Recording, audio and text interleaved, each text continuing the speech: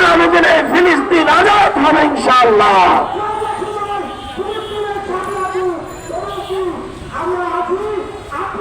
সংগ্রামী সাথী বন্ধুগণ, এই পর্যায়ে বক্তব্য নিয়ে আসছেন বাংলাদেশ খেলাফত মজলিস ঢাকা মহানগর দক্ষিণের সহ সভাপতি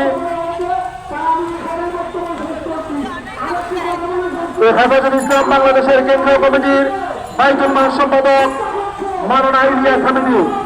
বক্তব্য নিয়ে আসছেন মাওলানা ইলিয়াস হামিদি।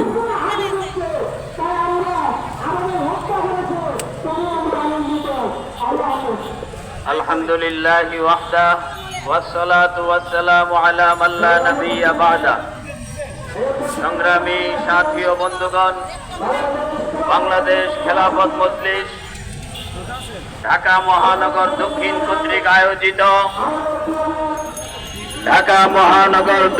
কর্তৃক আয়োজিত আজকের এই বিক্ষোভ মিছিল ও প্রতিবাদ সমাবেশ থেকে